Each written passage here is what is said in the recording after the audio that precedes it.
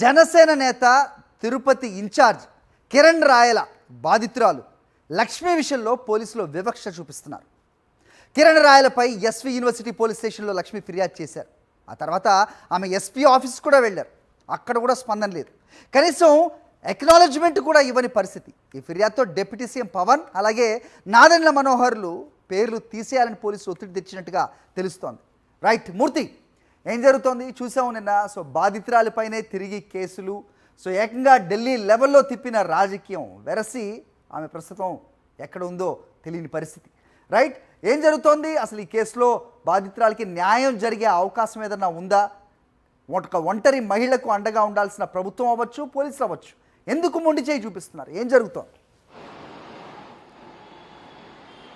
హరి యొక్క ఏదైతే తిరుపతి జనసేన పార్టీ ఇన్ఛార్జ్గా ఉన్నటువంటి కిరణ్ రాయల వ్యవహారంలో బాధితురాలు లక్ష్మి ఇచ్చినటువంటి ఫిర్యాదు పైన ఇప్పటి వరకు కూడా ఎస్వి యూనివర్సిటీ పోలీస్ స్టేషన్లో ఎఫ్ఐఆర్ నమోదు అవ్వలేదు. తనకు జరిగినటువంటి అన్యాయం పైన 1,20,00,000 రూపాయల నగదు ఇవ్వాల్సినటువంటి యొక్క జనసేన పార్టీ ఇన్ఛార్జ్గా ఉన్నటువంటి కిరణ్ రాయల్ చేసినటువంటి మోసం పైన ఒక ఒంటరి మహిళను లోబర్చుకుని శారీరకంగా అనుభవించి అండగా ఉంటానని చెప్పి నిలువున మోసం చేసినటువంటి కిరణ్ రాయల్కు ఈరోజు పోలీసులు కేసు నమోదు చేయడం విషయంలో జాప్యం ప్రదర్శిస్తూ ఉన్నారు. ఈ యొక్క కిరణ్ రాయల్కు రాజకీయంగా అండగా నిలుస్తున్నటువంటి పవన్ కళ్యాణ్, ఏదైతే మంత్రి నాదెండ్ల మనోహర్ అండదండలు చూసుకునే కిరణ్ రాయల్ రెచ్చిపోతున్నారంటూ ఫిర్యాదులో చెప్పడంతో ఆ 2 పేర్లు తొలగించిన తర్వాతనే ఆమెకు సంబంధించినటువంటి ఫిర్యాదును స్వీకరిస్తామంటూ నిన్న ఉదయం నుంచి కూడా ఒత్తిడి తీసుకొచ్చారు. నిన్న సాయంత్రం ఆ యొక్క 2 పేర్లు తొలగించిన తర్వాత మళ్ళీ తిరిగి యొక్క కంప్లైంట్ తీసుకోవడం జరిగింది. ఈ కంప్లైంట్ విషయంలో తిరుపతి జిల్లా ఎస్పీకి కూడా ఫిర్యాదు చేశారు. ఈ యొక్క గ్రీవెన్స్ సెల్లో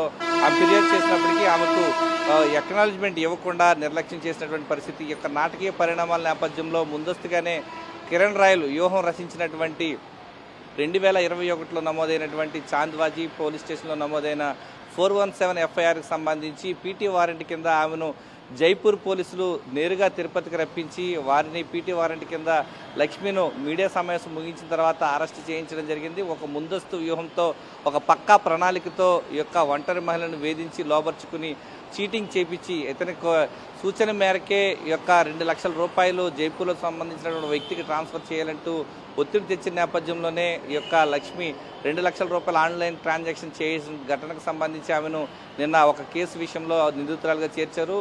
మొదటి ఏడీజే కోర్టులో హాజరుపరిచిన తర్వాత పీటీ వారెంట్ కింద ఆమెను అదుపులో తీసుకుని ఆమెని జైపూర్కి తరలించినటువంటి పరిస్థితి. యొక్క నాటకీయ పరిణామాల నేపథ్యంలో ఆమె అందించినటువంటి కంప్లైంట్ పైన ఇప్పటివరకు ఫిర్యాదు పైన ఎఫ్ఐఆర్ నమోదు కాలేదు. ఈ యొక్క ఘటనకు సంబంధించి లోతుగా విచారిస్తే కిరణ్ రాయల్ అక్రమాలన్నీ కూడా ఒక్కొక్కటిగా వెలిగి చూస్తాయి, ఎందరో మహిళలను వేధించినటువంటి ఘటనలన్నీ కూడా వెలిగి చూస్తాయని చెప్పేసి ఆమె నిన్న మీడియా ముందు చెప్పడం జరిగింది. ఈ యొక్క పరిణామాల నేపథ్యంలో ఈరోజు ఎస్వి యూనివర్సిటీ పోలీసులు ఎఫ్ఐఆర్ నమోదు చేసేటువంటి అవకాశాలు కనిపిస్తూ ఉన్నాయి. రైట్, వెయిట్ చేసి చూద్దాం మూర్తి. సో మొత్తానికి ఓ బిట్కాయిన్ కేసు లక్ష్మిని ఇరికించే ప్రయత్నం చేస్తున్న పరిస్థితులు మనం చూస్తున్నాం. సో ఎస్వి యూనివర్సిటీకి వెళ్ళి ఆమె పోలీసులకు ఫిర్యాదు చేస్తుంది, తర్వాత ఎస్పీని కలుస్తుంది, కానీ ఆమెకు ఎలాంటి ఎక్నాలెడ్జ్మెంట్ కూడా ఇవ్వని పరిస్థితులు ఉంటాయి. వెంటనే వేరే రాష్ట్రం నుంచి పోలీసులు వస్తారు, ఆమెను అదుపులోకి తీసుకుంటారు.